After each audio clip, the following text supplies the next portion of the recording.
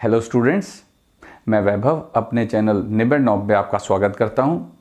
ये channel 10th, 11th और 12th class के मैथ्स सब्जेक्ट के लिए डेडिकेटेड है।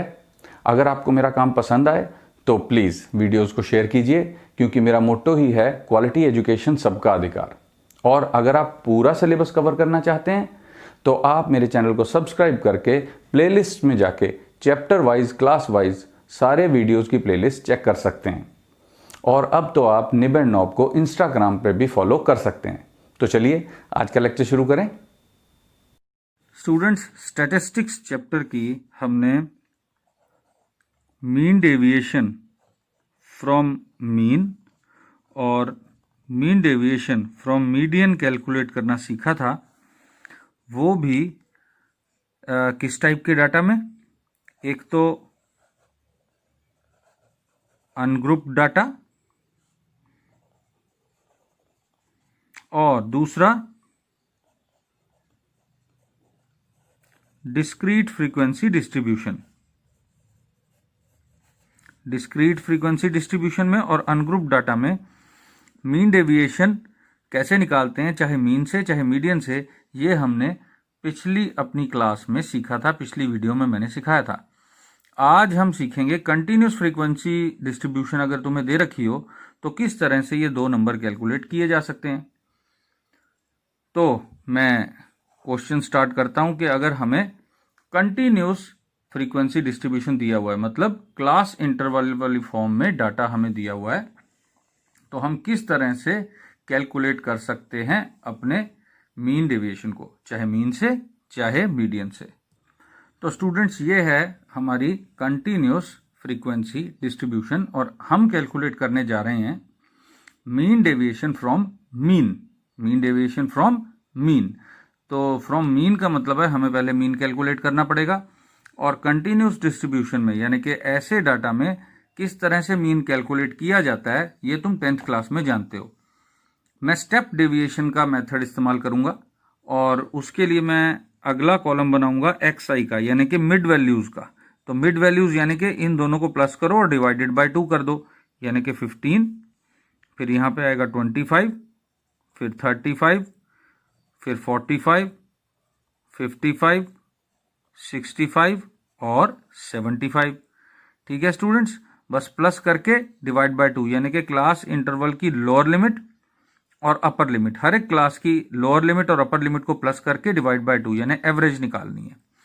तो ये मिडल वैल्यूज आ गई। और स्टेप डेविएशन मेथड में हम क्या करते हैं, एक कॉलम बनाते हैं यूआई, या अक्सर डीआई कहते हैं इसको, मुझे यूआई पसंद है। और इसमें क्या नंबर भरने होते हैं, उसके लिए हमें क्या करना पड़ता है, पहले इनमें से कोई एक नंबर एज्यूम करना पड़ता है कि हमारा कोई मीन कौन सा है। हमने एज्यूम कर लेना है, यानी कि एक्चुअल में मीन नहीं होगा, लेकिन हम मान लेंगे कि मीन कहां पर है।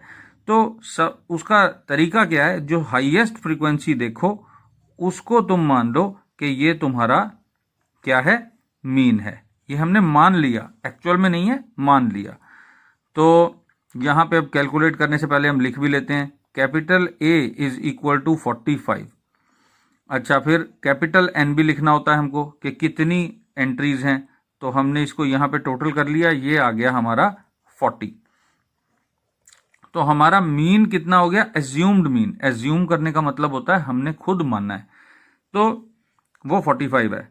तो इस 45 के सामने यूआई में 0 लिखना है, नीचे प्लस के नंबर लिखने और ऊपर माइनस के नंबर लिखने। बहुत सिंपल है स्टूडेंट्स। एज्यूम्ड मीन को एक तो बॉक्स में बंद कर लो, ताकि क्लियरली तुम्हें पता लग जाए और चेक करने वाले टीचर को भी पता लग जाए कि तुमने मीन कहां एज्यूम किया है।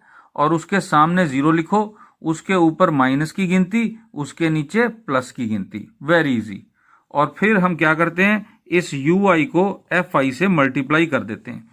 तो एफ आई से मल्टीप्लाई कर करके लिखो -6, -6, फिर -8, फिर 0, उसके बाद 8 1 8, फिर 6 और फिर 6।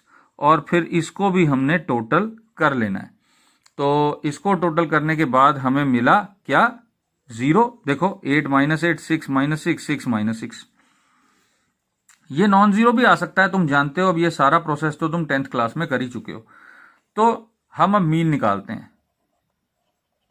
मीन यानी x bar is equal to, क्या फॉर्मूला होता है, a plus summation F i u i divided by capital n into h. तो ये एच क्या है, ये भी यहां दर्ज कर देते हैं, ये 10 है। एच मतलब क्लास की हाइट, कितना फर्क है अपर लिमिट और लोअर लिमिट में हर एक क्लास में, वो हमने लिखना है। तो क्योंकि एफ आई यू आई तो 0 आ गया, तो 45 प्लस 0 यानी कि 45। हमारा मीन कितना हो गया, 45 हो गया। तो अब हमारा जब मीन हमने कैलकुलेट कर लिया, तो फिर मीन डेविएशन कैसे निकालेंगे, यानी कि पहले डेविएशंस कैलकुलेट करेंगे।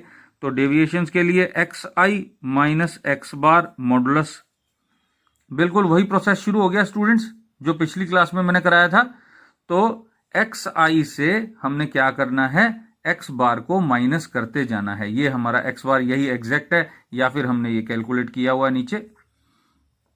तो हमने वो माइनस कर करके और मॉडुलस ले लेके लिखा, तो कितना आ गया, 30, 20, 10, 0, 10, 20 और 30। और क्योंकि फ्रीक्वेंसी भी है, तो फ्रीक्वेंसी से इसको मल्टीप्लाई कर देना है। बिल्कुल वही प्रोसेस जो हमने पहले समझा हुआ था, बिल्कुल उसी तरह करना है। तो ये मल्टीप्लाई करके कितना बन गया स्टूडेंट्स, देखें जरा, 60। अब इसको फ्रीक्वेंसी से मल्टीप्लाई कर रहा हूं, फिर 60, फिर 80, फिर 0,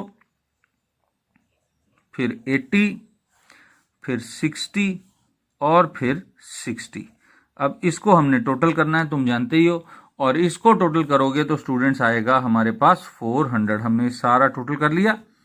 और अब तुम मीन डेविएशन अबाउट मीन जानते हो क्या करना है।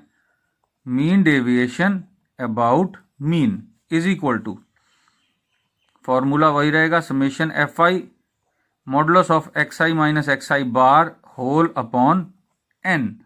तो 400 divided by 40 is equal to 10। तो मीन डेविएशन आ गई 10 फ्रॉम मीन। तो इस तरह से मीन डेविएशन कैलकुलेट करनी है स्टूडेंट्स तुमने किस डाटा में, कंटिन्यूस फ्रीक्वेंसी डिस्ट्रीब्यूशन डाटा में। इस तरह से पहले हमने मीन स्टेप डेविएशन मेथड से कैलकुलेट किया, और उसके बाद ये 2 कॉलम जो पहले भी हम बनाते थे वो बना दिए, और फॉर्मूला मीन डेविएशन का सेम ही है। तो मीन डेविएशन फ्रॉम मीडियन कैसे करना है, अगर इसी टाइप का डाटा हो हम वो करते हैं। अब इस डाटा में हम कैलकुलेट करेंगे मीन डेविएशन अबाउट मीडियन।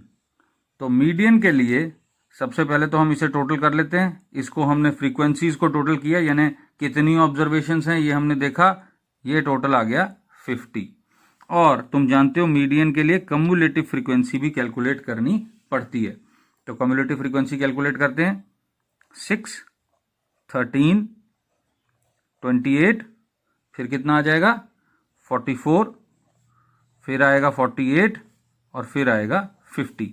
कैसे किया, पहली फ्रीक्वेंसी एज इट इज, दूसरी कम्युलेटिव फ्रीक्वेंसी में ये प्लस कर देना है, इसमें ये प्लस, फिर इसमें ये प्लस करके इधर, फिर इसमें ये प्लस करके इधर, फिर इसमें ये प्लस करके इधर, और फिर इसमें ये प्लस करके इधर। ये तुम 10th क्लास तक भी करते ही आए हो। खैर, तो मीडियन निकालने का तरीका ऑलरेडी तुमको पता है, फिर भी चलो हम कैलकुलेट करते हैं। यहां पर हमारे पास कैपिटल एन है 50, यानी कि n/2 है 25।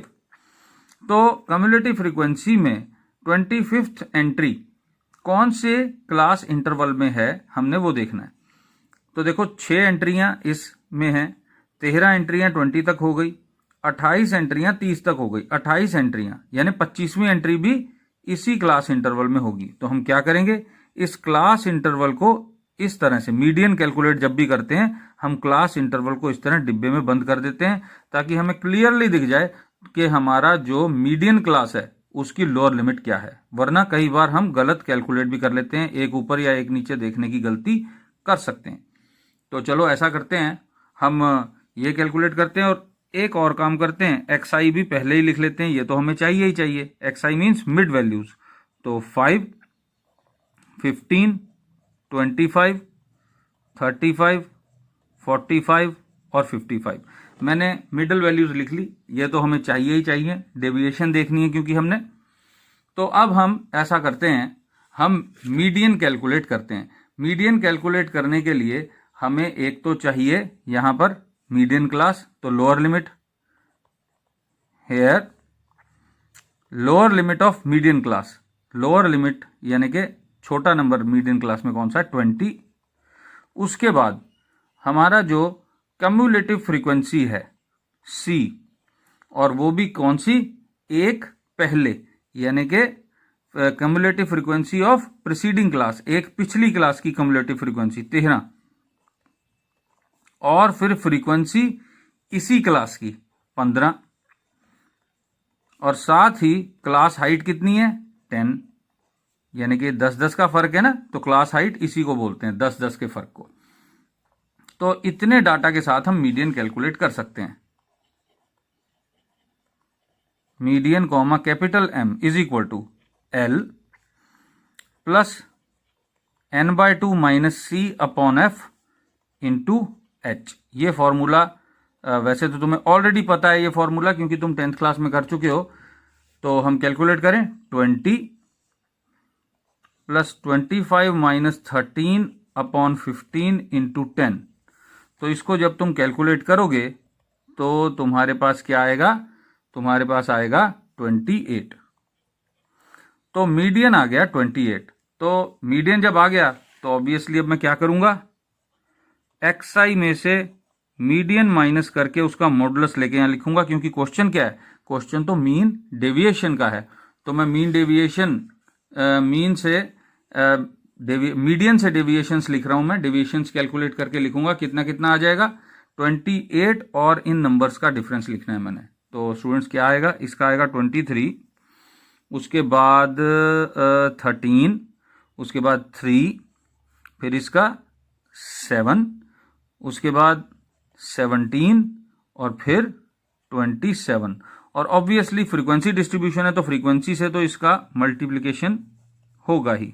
तो फ्रीक्वेंसी इंटू डेविएशंस, डेविएशंस के साथ हमने फ्रीक्वेंसी मल्टीप्लाई करनी है, तो कितना आ जाएगा, देखो 6 के साथ 23 मल्टीप्लाई करोगे तो आएगा 138, फिर 91, फिर 45, फिर 112, उसके बाद 68, फिर 54। और अब हम जानते हैं मीन डेविएशन के लिए इसको टोटल हमें करना पड़ेगा।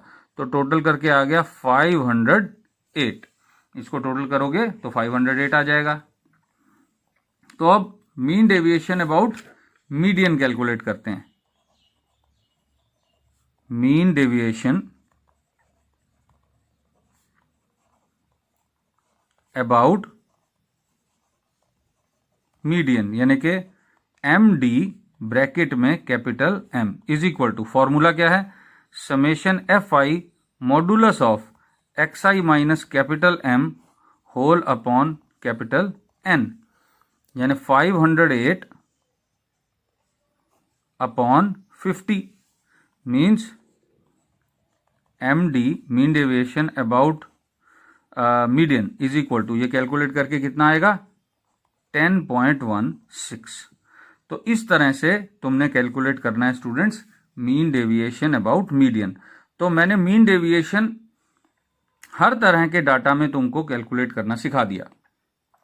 अब एक ही है बस कसर कि अगर तुम्हारे पास क्लास इंटरवल्स इस तरह के आ जाएं, कैसे 16 to 20, 21 to 25, 26 to 30, 31 to 35 ऐसे आ जाएं, यानी कि तुमको ये कंटिन्यूस क्लास इंटरवल ना हो, यानी ये 20 से शुरू खत्म हो रहा है तो 21 से शुरू हो रहा हो, यानी अलग अलग आ जाएं। तो तुम्हें पहले क्या करना है, क्लास इंटरवल्स को चेंज कर देना है, यहां से 0.5 माइनस 0.5 प्लस कर देना है, यानी क्या बन जाएगा तुम्हारा क्लास इंटरवल 15.5 से 20.5, फिर ये बन जाएगा 20.5 से 25.5।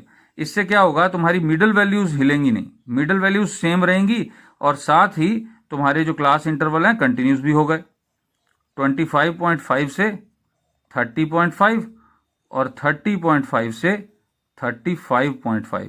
अगर हम इन क्लास इंटरवल्स को इसमें चेंज कर लेंगे, यानी पहले 2 कॉलम्स ये बन जाएंगे तुम्हारे, तो उसके बाद फ्रीक्वेंसी, और बिल्कुल पिछले क्वेश्चंस की तरह ही सॉल्व कर दोगे तो तुम्हारा मीन डेविएशन बिल्कुल करेक्ट आएगा, चाहे वो मीन से देखना हो, चाहे मीन डेविएशन देखना हो मीडियन से।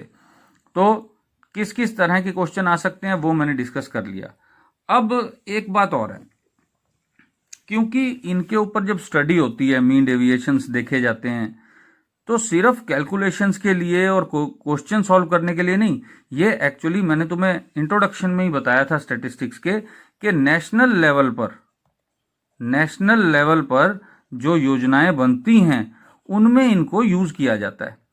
तो उसमें ये देखा गया कि जब डाटा जो है वो ऐसा हो कि जिसके अंदर वेरिएबिलिटी वेरी हाई हो।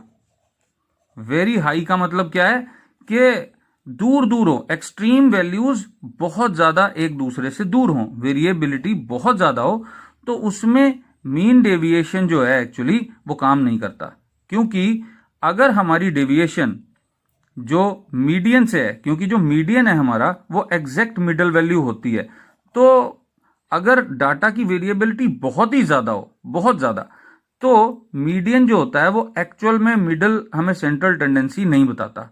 और ऐसा भी हो जाता है कि जो मीन डेविएशन फ्रॉम मीडियन है एक्चुअली वो मीन डेविएशन फ्रॉम मीन से एक्चुअली वो क्या पड़ जाता है, वो छोटा पड़ जाता है। तो अगर mean deviation from median, mean deviation mean से छोटा हो गया तो ये वैसे ही अनसाइंटिफिक हो गया, क्योंकि मीन जो है वो एवरेज है, तो एवरेज की डेविएशन हमेशा मीडियन से कम ही रहेगी, ज्यादा नहीं हो सकती। ये हमारा जो तजुर्बा है, एक्सपीरियंस है, वो हमें बताता है। तो डेविएशन का ये मेथड, यानी कि हमारे डाटा का बिखराव कितना हुआ है, ऑब्जर्वेशंस कितनी दूर दूर हैं सेंट्रल टेंडेंसी से, ये देखने का तरीका मीन डेविएशन फ्रॉम मीडियन गलत साबित हो जाता है, और मीन डेविएशन फ्रॉम मीन भी उतना कारगर साबित नहीं होता। तो हमें कोई और टूल चाहिए, और वो कौन सा टूल होगा? वो टूल है हमारा स्टैंडर्ड डेविएशन या वेरिएंस। हमने एक और तरीका कैलकुलेट किया जिससे कि हम मीन से देख सकें कि हमारा डाटा कितना ज्यादा डिस्पर्स्ड है, मीन से कितनी दूरी पर पड़ा है। तो उसमें सिंपली इतना है कि हम क्या करते हैं, हम अभी तक क्या कर रहे थे, हम इसका यानी कि डेविएशन को कैलकुलेट करने के लिए मॉडुलस कंसीडर कर रहे थे। तो मॉडुलस की जगह अगर हम स्क्वायर कर दें इसका, और फ्रीक्वेंसी से तो मल्टीप्लाई करेंगे ही सम करके, और फिर हम इससे डिवाइड करें, तो मतलब ये है कि ये वेरिएंस आ जाता है। वेरिएंस को सिग्मा स्क्वायर से कैलकुलेट करते हैं, सिंबलाइज करते हैं, ये होता है वेरिएंस। तो हमने असल में फॉर्मूले में क्या फर्क है, मेन डेविएशन और वेरिएंस के फॉर्मूले से बेसिक फर्क ये है कि हम यहां मॉडुलस ना लेके स्क्वायर ले रहे हैं। स्क्वायर लेने से होता यह है कि जो मीन डेविएशन की दिक्कतें थी वो थोड़ी सी कम हो जाती हैं। ये हमने अपनी ऑब्जर्वेशंस में देखा है, डाटा को कैलकुलेट किया और फिर जब हमने मीन डेविएशन और वेरिएंस को कंपेयर किया तो वेरिएंस हमें ज्यादा रिलायबल लगा। तो इससे हमें काफी हद तक सही नापा जाता है डाटा के कितनी कितनी दूरी पर कोई डाटा है। तो इस बारे में हम स्टूडेंट्स अगले वीडियो में बात करेंगे। अभी आज की क्लास इतनी ही।